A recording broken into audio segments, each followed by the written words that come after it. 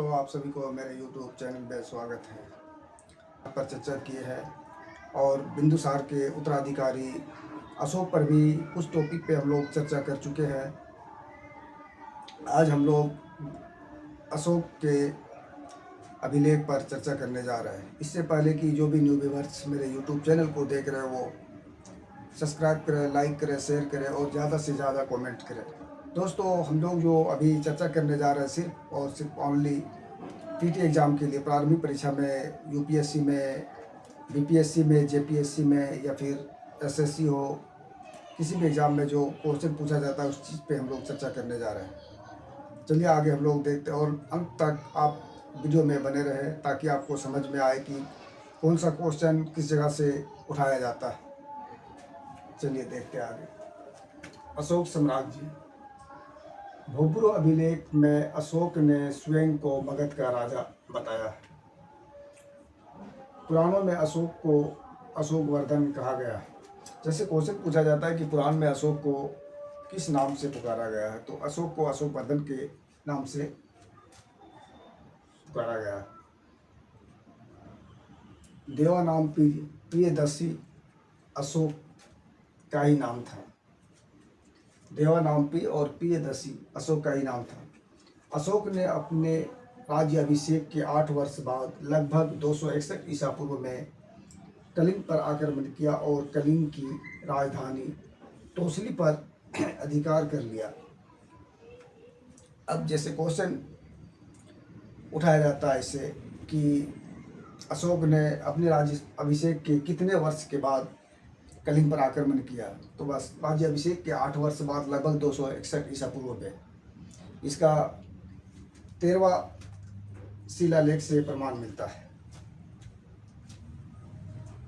Pliny का कथन है कि मिस्र का राजा फिलाडेल्फस टॉलमी II ने पाटलिपुत्र में डियानिसियस नामक का एक राजदूत भेजा था।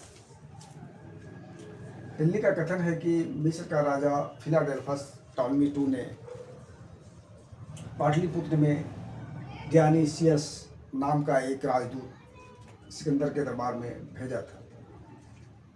उपगुप्त नामक बौद्ध भिक्षु ने अशोक को बौद्ध धर्म की दीक्षा दी थी। जैसे क्वेश्चन पूछा जाता है कि अशोक को बौद्ध धर्म के कौन से बौद्ध भिक्षु ने दीक्षा दी थी, तो उपगुप्त नामक बौद्ध भिक्षु ने अशोक को अशोक धर्म की दीक्षा दी थी।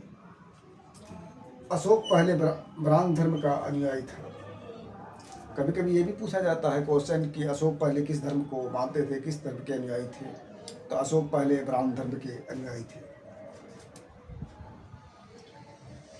कलहन की राजतरंगिनी से पता चलता है कि वो शैव धर्म का उपासक था।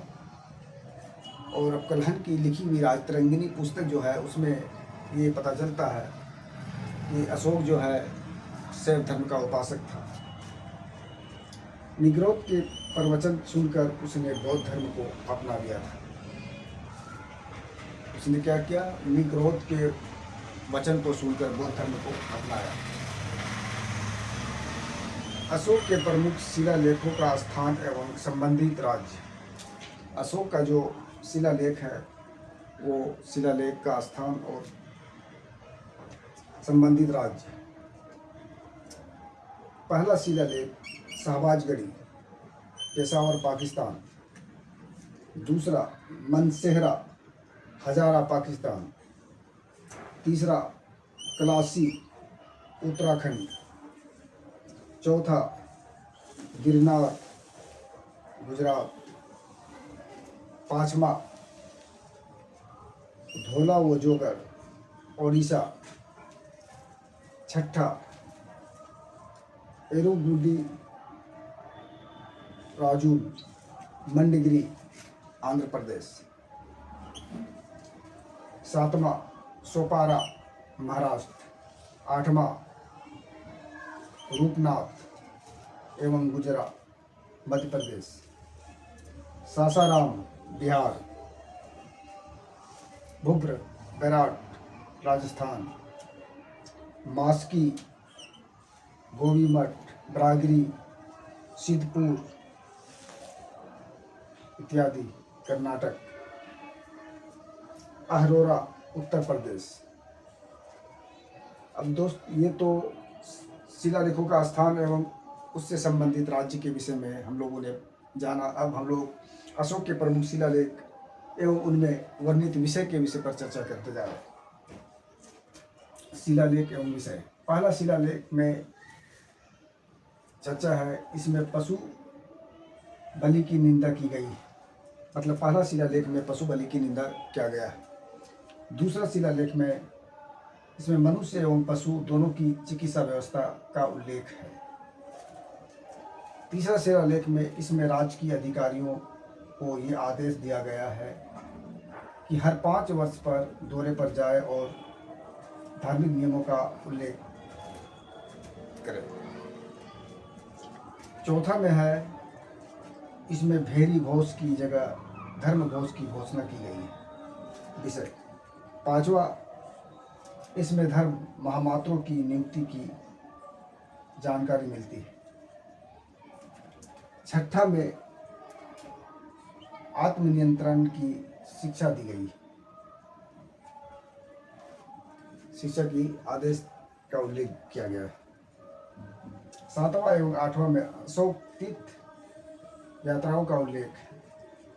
अशोक की तीर्थ यात्राओं का उल्लेख 7वां एवं 8वां अभिलेख से मिलता है। 9वां में सच्ची भेंट तथा सच्ची शिष्टाचार का उल्लेख किया गया है। 10वां शिलालेख में राजा तथा उच्च अधिकारियों को हमेशा प्रजा के हित में सोचने का आदेश दिया गया है। 11वां शिलालेख में धर्म की व्यवस्था की गई है। 12वां शिलालेख में स्त्री महामात्रों की नियुक्ति एवं समन्वय की उल्लेख है। 13वां शिलालेख में कलिंग युद्ध का वर्णन किया गया है और उसमें 5 यवन शासकों की भी चर्चा की गई है। 14वां शिलालेख, अशोक ने जनता से धार्मिक जीवन जीने की उल्लेख किया गया है। 14वां शिलालेख में अशोक ने जनता को धार्मिक जीवन जीने का आदेश दिया है, उसका उल्लेख किया गया है। अब दोस्तों, इससे आगे टॉपिक पर हम दूसरे क्लास में चर्चा करेंगे। तब तक के लिए थैंक यू।